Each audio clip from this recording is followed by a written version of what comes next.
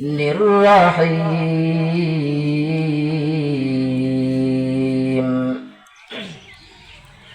ومن يرغب عن ملة إبراهيم إلا من سفه نفسه ولقد اصطفيناه في الدنيا وإنه في الآخرة لمن الصالحين.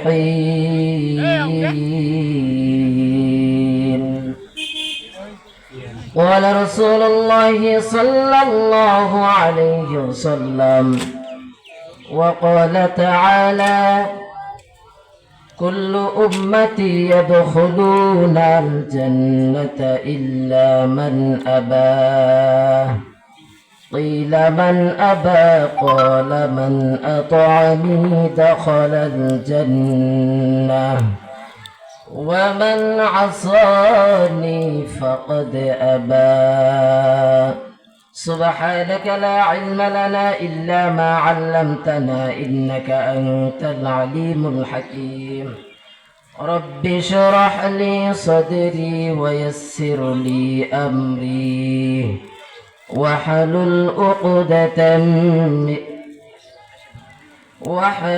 عقدة من لساني يفقه قولي. ما يضره مجبوره أي سيد عالم. ما يضره مجبوره أي سيد عالم. दीदार देखा दे नहीं आवाज सुना दो. दीदार देखा दे नहीं आवाज सुना दो. मैं सूरत यूसुफ को नहीं चाहने वाला. मैं सूरत यूसुफ को नहीं चाहने वाला. मैं कैसे के मानंद नहीं आशिक लैला. मैं कैसे के मानंद नहीं आशिक लैला. मैं आशिक मौला हूँ मेरा इश्क दवाना. मैं आशिक मौला हूँ मेरा इश्क दवाना. ये जुमला जहाँ जिसकी तजन्नी से उजाला. ये जुमला जहाँ जिसके तजन्नी से उजाला.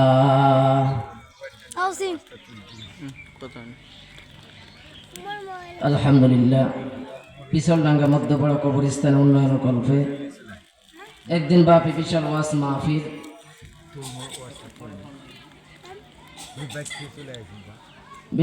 মাহফিলের উদ্যোগে আয়োজিত। এই মাহফিলের সম্মানিত সভাপতি, প্রধান অতিথি, বিশেষ অতিথিবৃন্দ, মুআজ্জাজ মুকাররম জাতির মাতার মুকুট ওরাসাতুল আম্বিয়া হযরত উলামায়ে কেরাম, দূর দূরান্ত থেকে আগত আল্লাহ পাকের আশিকিন, জাকিরিন, শাকিরিন, মুরব্বী আজম, কলিজার টুকরা আমার সমবয়সী যুবক বন্ধুগণ, স্নেহ ছোট ভাইরা, পর্দার অন্তরালের মা বোনেরা, আল্লাহ পাকের দরবারে লাখো কোটি শুকর ও সুযোগ যে মহান আল্লাহ পাক রব্বুল আলামিন আমাদেরকে অত্যন্ত মায়া করে, মহব্বত করে, ভালোবেসে 10 মায়ের 10 সন্তানকে একত্রিত করে এই জান্নাতের মজলিসে, কোরআনের বাগানে আল্লাহ রাব্বুল আলামিন ইখলাসের নিয়তে, আমলের নিয়তে এখানে বসার মতো আল্লাহ রাব্বুল আলামিন আমাদেরকে সুযোগ করে দিয়েছেন। এই জন্য দিল থেকে, অন্তরস্থল থেকে নিয়ামতের শুকর আদায় করে বলি আলহামদুলিল্লাহ। আমি কোরআনুল কারীমের ভিতর থেকে একখানা আয়াতে কারিমা তেলাওয়াত করেছি। আয়াতটি হলো কোরআনুল কারীমের প্রথম সূরা 1 নম্বর পারা 19 নম্বর পৃষ্ঠা 129 নম্বর আয়াত সূরা বাকারা। এবং নবীজির হাদিস থেকে 2-3 টুকরা হাদিস তেলাওয়াত করেছি। এই কোরআন ও হাদিসকে সামনে রেখে আপনাদের সামনে সংক্ষিপ্ত আলোচনা করব ইনশাআল্লাহ। আমরা এখনো যারা এদিক সেদিকে ঘোরাফেরা করতেছি, অযথাই সময় ব্যয় করতেছি, এই জান্নাতের মজলিসে, কোরআনের মজলিসে এসে আমরা বসে যাই আল্লাহর মহব্বতে, নবীর মহব্বতে, কোরআনের মহব্বতে। কারণ সবাই কিন্তু এই জান্নাতের বাগানে বসার মতো সুযোগ হয় না। কথা বলেন ঠিক না ঠিক? আল্লাহ যাদেরকে কবুল করেন তারাই এখানে বসার মতো সুযোগ পায়। কথা বলেন ঠিক না ঠিক? এই জন্য আমরা সবাই এখানে বসতে পারবো না। আল্লাহ যাদেরকে পছন্দ করেন ছাটাই বাছাই করিয়া আল্লাহ রাব্বুল আলামিন এই জান্নাতের মজলিসে আল্লাহ তাআলা বসার মতো সুযোগ করে দিবেন। কিন্তু অনেকেই আমরা আসতে পারি নাই, মাইকের আওয়াজ অনেক দূর পর্যন্ত যায়, আমরা আসারও সুযোগ পাই নাই। মনে করতেছি প্রধান আলোচক বয়ান করবে, তারপরে আমরা আখিরি মোনাজাত করে যাব, এটা আমরা মনে করতেছি। এই জন্য আমরা অনেকে আসি নাই, এই জন্য জলদি এসে এই জান্নাতের বাগানে বসে যাই। আল্লাহর নবী পয়গম্বর জনাবে রাসূলুল্লাহ সাল্লাল্লাহু আলাইহি ওয়াসাল্লাম বলেন, দুনিয়ার জমিনের মধ্যে ওই জায়গাটা হলো জান্নাতের বাগান, যেই জায়গার মধ্যে কুরআনুল কারীমের তেলাওয়াত করা হয়। কথা বলেন ঠিক না বেঠিক? দুনিয়ার জমিনে দুইটা জান্নাত আছে। কয়টা জান্নাত? দুইটা। একটা হলো আল্লাহর ঘর মসজিদ, আর একটা হলো উলামায়ে কেরামের মজলিস বা কোরআনের মজলিস। কথা বলেন ঠিক না বেঠিক? এই দুইটা হলো জান্নাতের বাগান। আল্লাহর নবী হাদিসের মধ্যে বলেছেন, এখানে যে বান্দা, যে উম্মত এখানে বসতে পারবে, বসার সাথে সাথে আল্লাহ পাক রব্বুল আলামিন কমপক্ষে 50,000 নেকি তার আমলনামায় দেওয়া হবে। সুবহানাল্লাহ। 50,000 নেকির কম তার আমলনামায় দেওয়া হবে না। তাহলে এখানে আমরা আসতে পেরে, বসতে পেরে আমরা খুশি না বেজার? তাকায়া দেখেন, অনেক মানুষ কিন্তু এই মাহফিলের ময়দানে আসতে পারে নাই। অনেক অসুস্থ হয়ে মেডিকেলের বিছানায় পড়ে আছে, এমন মুসলমান আছে না নাই? কিন্তু আল্লাহ পাক রব্বুল আলামিন আপনাকে আমাকে সুস্থতার নিয়ামত দান করিয়াছেন। আল্লাহ তাআলা আমাদেরকে সুস্থতার নিয়ামত দান করিয়াছেন। তাহলে আল্লাহ তাআলার নিয়ামতের শুকর আদায় করার দরকার আছে না নাই? পথে ঘাটে যেখানেই যাব, মুসিবতে থাকলে আল্লাহ তাআলার শুকর আদায় করব। কার শুকর আদায় করব? আল্লাহ তাআলার। আল্লাহর পয়গম্বর জানায়া দেয়, দুনিয়ার জমিনের মধ্যে ওই জায়গাটা হলো জান্নাতের বাগান, যেই জায়গার মধ্যে কুরআনুল কারীমের তেলাওয়াত করা হয়, যেই জায়গার মধ্যে কোরআন হাদিসের আলোচনা করা হয়, যেই জায়গার মধ্যে আল্লাহ তাআলার নাম স্মরণ করা হয়, যেই জায়গার মধ্যে আল্লাহ তাআলার জিকির করা হয়, ওই জায়গাটা হলো জান্নাতের বাগান। শুধু তাই না, শুধু তাই না, আল্লাহর নবী পয়গম্বর বলেন, ওই জান্নাতের বাগানে বসে কোন বান্দা যখন একবার সুবহানাল্লাহ, একবার আলহামদুলিল্লাহ, একবার আল্লাহু আকবার জবান দিয়া বলতে দেরি হয়, আল্লাহ পাক রব্বুল আলামিন প্রত্যেকটি তাসবির বিনিময় জান্নাতের মধ্যে আল্লাহ তাআলা ওই বান্দার নামে গাছ লাগাইতে দেরি করে না। জোরে কোন সুবহানাল্লাহ। এরে নবীর উম্মতের দল, আল্লাহর পয়গম্বর আরবি সাল্লাল্লাহু আলাইহি ওয়াসাল্লাম রাস্তা দিয়ে রওনা করলেন। আল্লাহর পয়গম্বর যাইতেছে, আল্লাহর পয়গম্বর রওনা। পথের মধ্যে আল্লাহর পয়গম্বরের প্রিয় সাহাবী হযরত আবু হুরায়রা রাদিয়াল্লাহু তাআলা আনহুর সাথে সাক্ষাৎ হয়ে গেল। আল্লাহর পয়গম্বর ডাক দিয়া বলে, আবু হুরায়রা কি করো? আবু হুরায়রা রাদিয়াল্লাহু তাআলা ডাক দিয়া বলে, মায়ার নবী আমার, গাছের চারা রোপণ করি গো নবী, গাছের চারা রোপণ করি। আল্লাহর পয়গম্বর জানায় দেয়, আবু হুরায়রা এমন একটা কি উত্তম গাছের চারার কথা বলে দিব। আবু হুরায়রা ডাক দিয়া বলি, ইয়া রাসূলুল্লাহ, ইয়া হাবিবাল্লাহ, তাড়াতাড়ি বলেন গো নবী, জলদি বলেন, জলদি বলেন, কি গাছের চারা?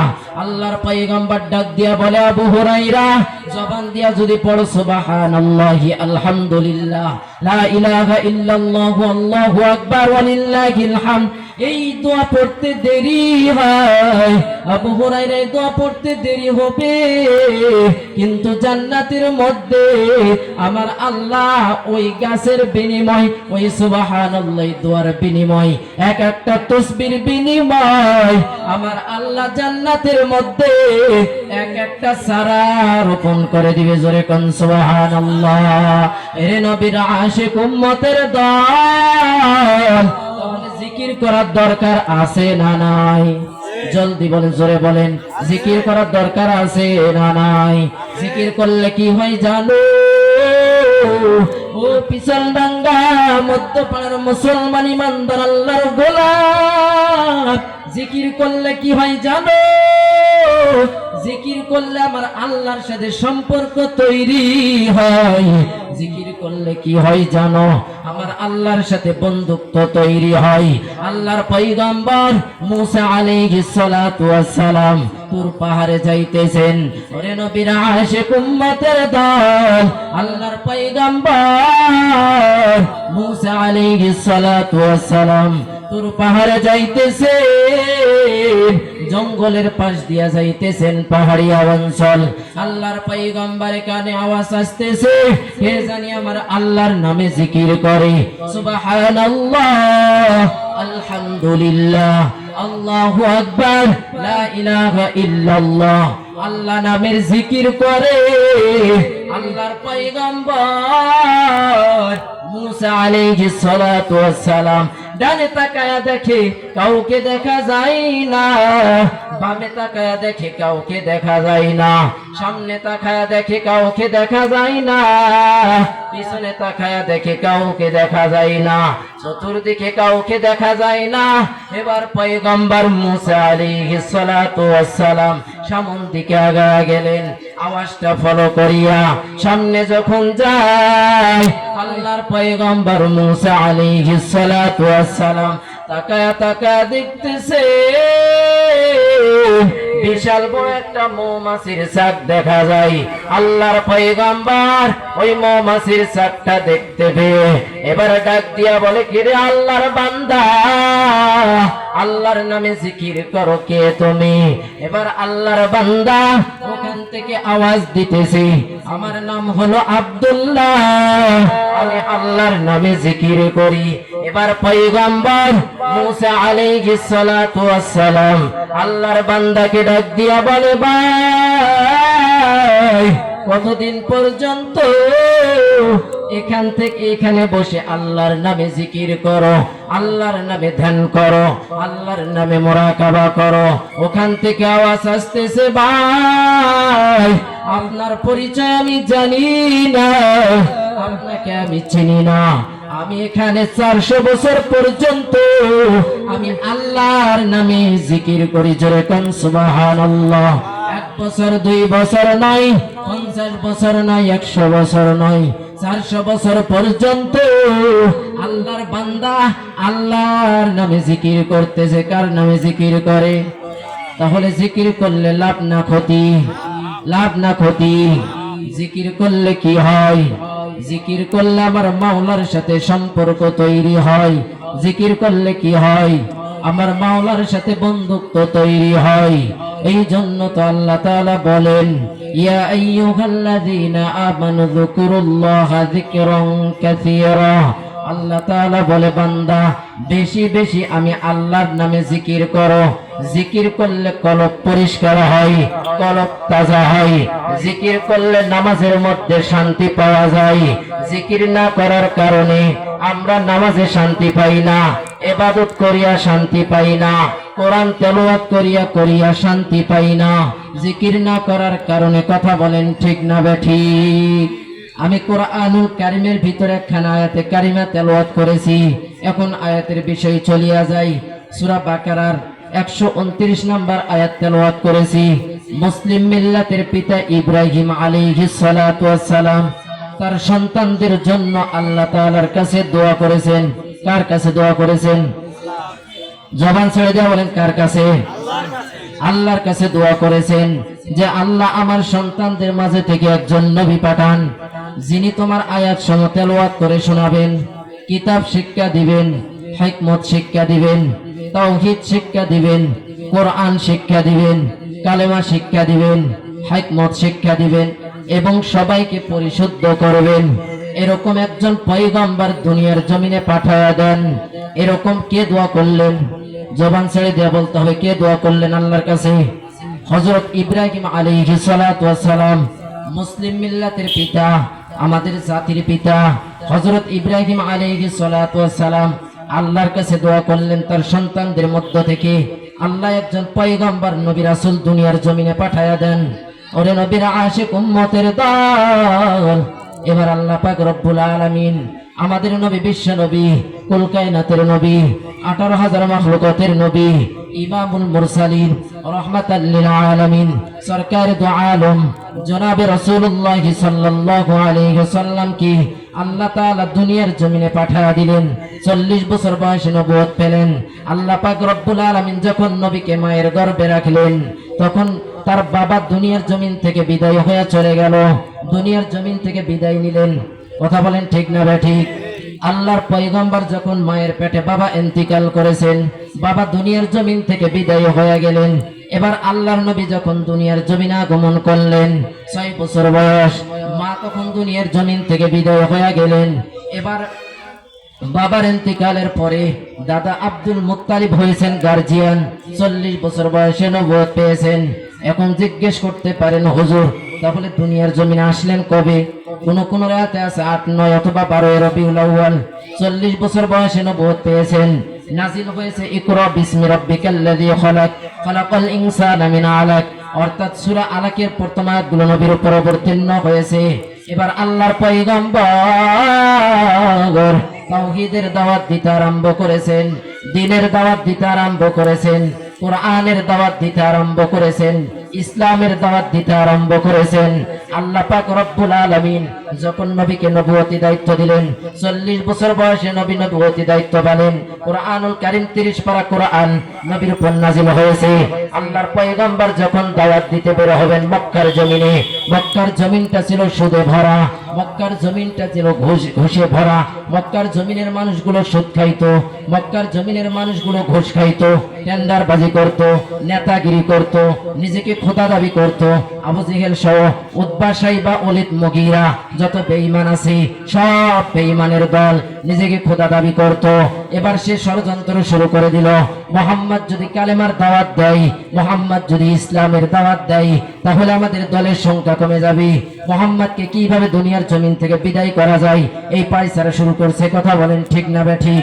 আজকে আমার বাংলার জমিনে শুধু তাকায়া দেখেন, বাংলাদেশে তাকায়া দেখেন, এক শ্রেণীর মানুষ আছে কোরআন পছন্দ করে না, আছে না নাই? মুসলমান আছে না নাই? এক শ্রেণীর মানুষ আছে তারা কোরআন পছন্দ করে না, উলামায়ে কেরামের আওয়াজ পছন্দ করে না, জবান বন্ধ করার চেষ্টা করে, টুটি চেপে ধরার চেষ্টা করে।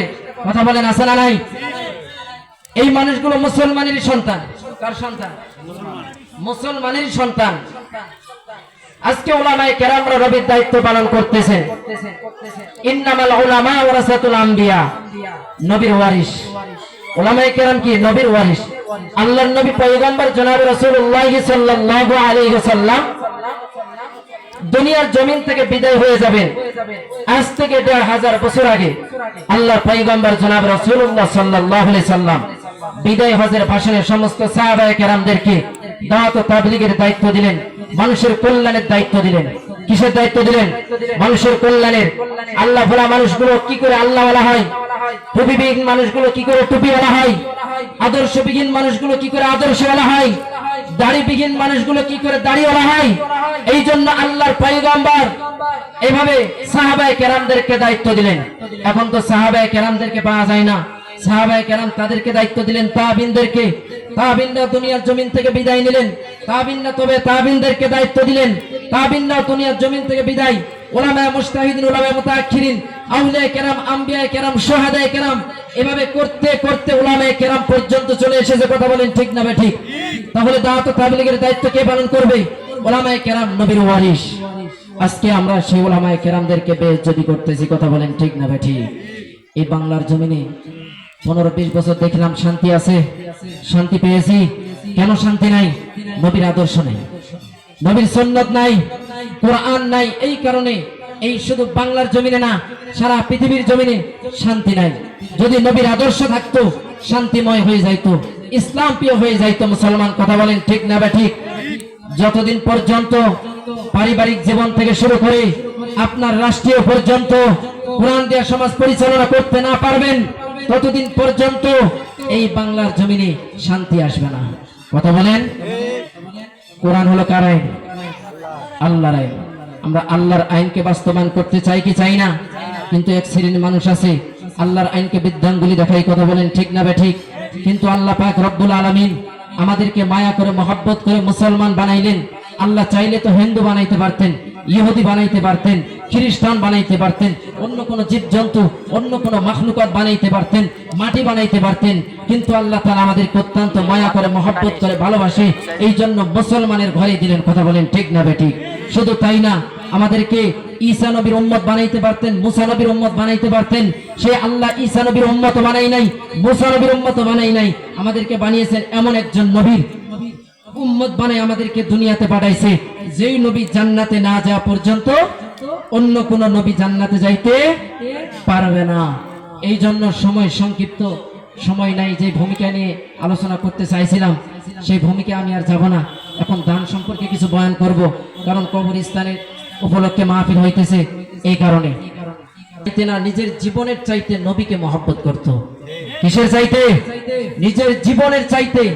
নবীর জন্য রক্ত দিয়েছে। খাব্বাব রাদিয়াল্লাহু তাআলা আনহুর দিকে তাকায় দেখেন, এরপরে সালমান ফারসি রাদিয়াল্লাহু তাআলা আনহুর দিকে তাকায় দেখেন, সাহাবায়ে কেরামরা দিনের পর দিন না খায় কত কষ্ট করেছে। হযরতে বেলালের ঘটনা আপনারা শুনছেন, নতুন করে বলতে চাই না। হযরতে বেলাল দিনের পর দিন না খাইয়া, হযরতে বেলাল দেখতে সুন্দর ছিল, কালা ছিল, গোলামের ঘরে গোলাম, বাবা গোলাম, তিনিও গোলাম ছিল, জঙ্গলে বসবাস করত। সেই বেলালের আল্লাহর কাছে যে এত দাম কেন? নবীকে মহব্বত করার কারণে। তাহলে আমরা যে নবীকে মহব্বত না করি, আল্লাহকে কি কাছে পাবো? পাবো না। নবীকে মহব্বত করতে হবে। শুধু বলবে, মুখে মুখে বলবো নবীকে আমি মহব্বত করি, নবীকে ভালোবাসি, তাহলে কি নবীর প্রতি ভালোবাসা হয়ে যাবে? আজীবন হবে না। মুখে মুখে দাবি করলে হবে না, অন্তরে বিশ্বাস করলেন, মুখে স্বীকার করলেন, কাজে প্রমাণ করে দেখাইতে পারেন না, 3 নাম্বারটা বাকি থাকে যায়, তাহলে নবীর ভালোবাসা হবে? আর আল্লাহ নিজেই বলেছেন, নবীর উপর ভালোবাসা, নবীকে যদি ভালোবাসতে পারেন তাহলে আমি আল্লাহর সাথে ভালোবাসা হয়ে যাবে। কথা বলেন ঠিক না বেঠিক? তাহলে নবীকে যদি ভালোবাসতে হয়, নবীর ওয়ারিস উলামায়ে কেরামরা আছে, তাদেরকে ভালোবাসতে হবে। কথা বলেন, উলামায়ে কেরামকে ভালোবাসতে হবে, কোরআনকে ভালোবাসতে হবে, ইসলামকে ভালোবাসতে হবে, দ্বীনকে ভালোবাসতে হবে। কারণ খাবো দাবো আর ঘুরবো এই জন্য আল্লাহ পাঠায়নি। জীবজন্তু, জঙ্গলে কত প্রাণী আছে, আছে না? তারা খালি খায় আর ঘুমায়, তাদের ইবাদত নাই, আমাদের ইবাদত নাই। তা আমাদের মধ্যে আর জীবজন্তুর মধ্যে পার্থক্য কি? আমরা তো ওই জীবজন্তু হয়ে গেলাম। কথা বলেন ঠিক না বেঠিক? আমরা তো নিকৃষ্ট হয়ে গেলাম। আল্লাহ তাআলা আমাদেরকে পাঠাইছেন কেন? কেন পাঠাইছেন? আল্লাহ তাআলা বলেন, আল্লাযী খালাকাল মাউতা ওয়াল হায়াতা লিয়াবলুয়াকুম আইয়ুকুম আহসানু আমালা। আল্লাহ তাআলা বলে, বান্দা 2 কারণে আমি আল্লাহ দুনিয়াতে তোমাদেরকে পাঠাইছি। 1 নাম্বার হলো লিয়াবলুয়াকুম, তোমাদেরকে পরীক্ষা করার জন্য পাঠাইছি। কিসের জন্য? কিসের জন্য পাঠাইছে? পরীক্ষা করার জন্য। 2 নাম্বার আইয়ুকুম আহসানু আমালা, তোমরা কে কতদূর ভালো আমল করতে পারো সেটা দেখার জন্য। কথা বলেন ঠিক না বেঠিক? তাহলে আমল করার দরকার আছে না নাই? ঈমান যদি থাকে তাহলে আমল করতে হবে, আমল নিয়ে কবরে যাইতে হবে। ওই কবরে কিন্তু আপনি গেলে, আপনি যদি কবরে যদি টাকা পয়সা নিয়ে তো যাইতে পারবেন না। ওই কবরে যদি যাইতে হয়, আমল ছাড়া কোনো উপায় নেই। কথা বলেন ঠিক না বেঠিক? ওরে নবীর আশিক উম্মতের দল, টাকা পয়সা ব্যাংক ব্যালেন্স সব তোমার পড়ে থাকবে, কবরে কিছু নিয়ে যাওয়া যাবে না, চাইবেনি কিছু নিয়ে যাওয়া যাবে না। কিন্তু আল্লাহর পয়গম্বর বলেন 3টা আমল জারি আছে, 3টা আমল খোলা আছে। কয়টা? 3টা আমল। ও নবীর আশিক উম্মতের দল, 3টা আমল তোমাদের জারি আছে। এই 3টা আমল নিয়ে যদি অন্ধকার কবরে যাইতে পারো, কিয়ামত পর্যন্ত আপনার আমল নামায় সওয়াব যেতেই থাকবে। জোরে কোন সুবহানাল্লাহ। 24টা ঘন্টা 24টা ঘন্টা আমল যেতেই থাকবে। সাহাবায়ে কেরামরা দ্বীনের জন্য কত কষ্ট করেছে, নবীর জন্য কত মার খাইছে। কথা বলেন ঠিক না বেঠিক? আল্লাহ তাআলার নবীর আদর্শ গ্রহণ করার দরকার আছে না নাই? আল্লাহ তাআলা বলেন, লাকাদ কানা লাকুম ফি রাসূলিল্লাহি উসওয়াতুন হাসানাহ। আল্লাহ তাআলা বলেন, তোমাদের জন্য নবীজির মধ্যে রয়েছে উত্তম আদর্শ। এর নবীর আশিক উম্মতের দল, কেমন আদর্শ রয়েছে, কেমন আদর্শ, কেমন উত্তম আদর্শ আল্লাহ তাআলা জানায়া দিয়েছেন। নবীজির আদর্শ দেইখা বড় বড় বেঈমানেরা কালেমা পড়ে মুসলমান হয়ে গেছে। নবীজির আদর্শ দেইখা বড় বড় কাফের মুশরিক বেঈমানেরা ইসলাম গ্রহণ করেছে, ইসলামের ছায়া তলে এসেছে। কথা বলেন ঠিক না বেঠিক? নিজেদের জান মাল দিয়ে নবীকে কেমন মহব্বত করেছে। তাবুকের যুদ্ধের সময় চলে আসে, এবার আল্লাহর পয়গম্বর সাহাবায়ে কেরামদেরকে ডাক দিয়া বলে, ও সাহাবায়ে কেরাম, আমরা যুদ্ধের ময়দানে অংশগ্রহণ করতে চাই, দান সৎকা করো, সম্পদ দান করো। আল্লাহর পয়গম্বর সাহাবায়ে কেরামদেরকে বলার পর সাহাবায়ে কেরাম উপস্থিত হয়ে গেল দান সৎকা নিয়া, সম্পদ নিয়া। এবার এই সম্পদ দেখার পর মায়ার নবী হযরত উমরকে ডাক দিয়া বলে, এরে খলিফাতুল মুসলিমিন হযরত উমর, আল্লাহর রাস্তায় কি পরিমাণ দান করছো? খলিফাতুল মুসলিমিন হযরত উমর রাদিয়াল্লাহু তাআলা আনহু ডাক দিয়া বলে, ও মায়ার নবী আমার যত সম্পদ ছিল, সম্পদের ভিতর অর্ধেক সম্পদ আমি আল্লাহ রাস্তায় দান করলাম। জোরে কোন সুবহানাল্লাহ। ও নবীর আশিকের দল, আজকে যদি উলামায়ে কেরাম আপনাকে আমাকে যদি দান সৎকার কথা বলা হয়, আপনি আমি যারা ছোট্ট নোট, যে নোটটা ছোট্ট, এটাই আমরা দান করি, বড় নোট দিতে পারি না। এর নবীর আশিক উম্মতের দল, এই দান সৎকারগুলো করলে আমাদের লাভ না ক্ষতি? টাকা পয়সা বাড়ি গাড়ি আপনার সব কিছু দুনিয়ার জমিনে থেকে যাবে, সন্তান থাকবে ওই কিয়ামতের ময়দানে। যে সন্তানের জন্য ব্যাংক ব্যালেন্স তৈরি করলা, যে সন্তানের জন্য বাড়ি গাড়ি করলা, ওই সন্তান কিয়ামতের ময়দানে আপনাকে চিনতে পারবে না, সবাই উলঙ্গ অবস্থায় দাঁড়াবে। এখন তো 9,30,00,000 মাইল দূরে সূর্য, আধা হাত মাথার উপরে যখন সূর্যটা চলে আসবে, জমিনটা তামা তামা হয়ে যাবে, সবাই নাফসি নাফসি পড়বে। শুধু তাই না, নবীরা পর্যন্ত নাফসি নাফসি পড়বে, কিন্তু বান্দা তার সন্তানের কাছে যাবে, আমল পাবে না, সন্তান চিনবে না, বলবে দুনিয়াতে আমার বাবাই ছিল না, বাবা বলবে দুনিয়াতে আমার সন্তানই ছিল না। তাহলে সন্তান রেখে লাভ কি? সন্তানকে রেখে লাভ কি? সন্তানকে যদি লাভ করতে হয়, সন্তানকে যদি দুনিয়াতে রেখে যাইতে হয়, তাহলে সন্তানকে আলেম হাফেজে কোরআন বানায়া যাইতে হবে। কথা বলেন ঠিক না বেঠিক? আমি বাধা দেই না, আপনার সন্তানকে ডাক্তার বানান, আপনার সন্তানকে ইঞ্জিনিয়ার বানান, এটা আমি বাধা দেই না। আপনি ইঞ্জিনিয়ার বানাবেন, আপনার সন্তানকে উকিল বানাবেন, পুলিশ বানাবেন, ওসি বানাবেন, ডিসি বানাবেন, মাস্টার বানাবেন, যাই বানান, কিন্তু কোরআনের শিক্ষাটা শিক্ষিত বানান, কোরআনটা শিখায়া দেন, কোরআনে হাফেজ বানায়া দেন। এরপরে ডাক্তার বানান, কোনো আপত্তি নাই। এরপরে ইঞ্জিনিয়ার বানান, কোনো আপত্তি নাই। কোরআন শিক্ষার দরকার আছে না নাই? আপনি কোরআন শিক্ষা করতে পারলেন না, আপনার সন্তানও শিক্ষা করতে পারলো, কি পরিমাণ দান করছো? এবার খলিফাতুল মুসলিমিন হযরত উমর রাদিয়াল্লাহু তাআলা আনহু ডাক দিয়া বলে, ইয়া রাসূলুল্লাহ, ইয়া হাবিবাল্লাহ, আমার সম্পদের অর্ধেক সম্পদ আমি আল্লাহর রাস্তায় দান করলাম। জোরে কোন সুবহানাল্লাহ। ও নবীর উম্মতের দল, এবার আল্লাহর পয়গম্বর হযরত উসমান রাদিয়াল্লাহু তাআলা আনহুকে ডাক দিয়া বলে, উসমান কি পরিমাণ আল্লাহর রাস্তায় দান করেছো? উসমান রাদিয়াল্লাহু তাআলা আনহু ডাক দিয়া বলে, মায়ার নবী আমার সম্পদের 3 ভাগের ভিতরে 2 ভাগ আল্লাহর রাস্তায় দান করলাম, 1 ভাগ রেখে দিলাম আমার জন্য। আলীকে জিজ্ঞেস করে, আলী বলে 2 ভাগ আমার জন্য রেখে দিলাম, আর 2 ভাগ আল্লাহর রাস্তায় দান করলাম। এরপরে এবার আবু বকরকে ডাক দিয়া বলে, আবু বকর কি পরিমাণ দান করছো? এটা কিন্তু আবু বকরকে বলা হয় নাই। আবু বকরকে বলেছেন বাড়িতে কতটুকু রেখে আসছো। ও নবীর আশিক উম্মতের দল, একটু ভালো করে শুনবেন, কানে দিলের কান লেগে দিয়ে শোনার চেষ্টা করবেন। আবু বকরকে ডাক দিয়া বলে, আবু বকর কি পরিমাণ বাড়িতে রেখে আসছো? আবু বকর কান্না শুরু করে দিছে, ডাক দিয়া বলে, মায়ার নবী আমার ঘরে যা ছিল, যা কিছু ছিল, সব কিছু আমি ঝাড়ু দিয়া দিয়া দিয়া আমি আল্লাহর রাস্তায় দান করলাম। জোরে কোন সুবহানাল্লাহ। এই কথা বলার পর আবু বকরের উপর আমার আল্লাহ রাজি হইয়া গেছে, আমার আল্লাহ খুশি হইয়া গেছে। এবার আমার আল্লাহ জিবরাইল আমিনকে হাজির করে দিল। জিবরাইল, যাও যাও, আমি আবু বকরকে সালাম জানাইলাম। ও নবীর উম্মতের দল, এবার জিবরাইল আমিন যখন আবু বকরের কাছে আসলেন, আবু বকরের কাছে আসার পর মায়ার নবীকে ডাক দিয়া বলে, ও মায়ার নবী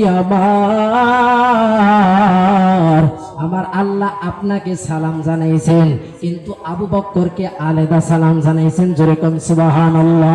কিন্তু আমার আল্লাহ জানতে চেয়েছে এখন আবু বকরের হালত কি। এবার মায়ার নবী ডাক দিয়া বলে, আবু বকর আমার আল্লাহ আপনাকে সালাম জানাইছি, এখন আপনার হালত কি আমার আল্লাহ জানতে চেয়েছে। আবু বকর কান্না শুরু করে দিছে। এবার মায়ার নবী ডাক দিয়া বলে, আবু বকর কেন কান্না করো, আবু বকর কেন কান্না করো। আবু বকর ডাক দিয়া বলে, মায়ার নবী, আমার কান্না করার কারণ আমি আবু বকর ছিলাম জাহান্নামের আসামি, আমি আবু বকর ছিলাম নাফরমান, আমি আবু বকর ছিলাম বেঈমান। আমি যখন ইসলাম গ্রহণ করলাম, আমি যখন ইসলামের পথে চলে আসলাম, আপনার আদর্শ গ্রহণ করলাম, ও মায়ার নবী আমার, আপনার আদর্শ গ্রহণ করার পর আল্লাহ তাআলা আমাকে এত সম্মান বাড়া দিয়েছে, আল্লাহ তাআলা আমাকে এত মর্যাদা বাড়া দিয়েছে। ও নবীর উম্মতের দল, কে সে আবু বকর? আমি ওদিকে যাচ্ছি না, এই জন্য সংক্ষিপ্ত ভাবে বলিয়া যাই, কে সে আবু বকর? সাহাবায়ে কেরামরা আমার নবীর জন্য আল্লাহ রাস্তায় কি পরিমাণ দান সৎকা করলেন, আর আমরা টাকা পয়সা বাড়ি করার জন্য পাগল পারা হয়ে গেছি। কবরের চিন্তা করি না, হাসর নাসরের চিন্তা করি না, পরকালে যে আমার আপনার কি অবস্থা হবে এই চিন্তা ফিকির আমরা করতে পারি না, দুনিয়া নিয়ে ব্যস্ত হয়ে গেছি। কিন্তু সাহাবায়ে কেরামরা তো দুনিয়া নিয়ে ব্যস্ত ছিল না, এই দুনিয়া নিয়ে ব্যস্ত ছিল নমরুদ। কথা বলেন ঠিক না বেঠিক? কারণ ছিল দুনিয়া নিয়ে ব্যস্ত। সাদ্দাত তো দুনিয়াতে জান্নাতে জান্নাত বানাইছে। সাদ্দাত জিব্রাইলকে ডাক দিয়ে বলে, জিব্রাইল, আমি যদি নেক আমল করি, ইবাদত করি, তাহলে আপনার আল্লাহ কি দিবে আমাকে? এবার জিব্রাইল আমিন ডাক দিয়া বলে, নেক আমল করার বিনিময়ে আমার আল্লাহ তোমাকে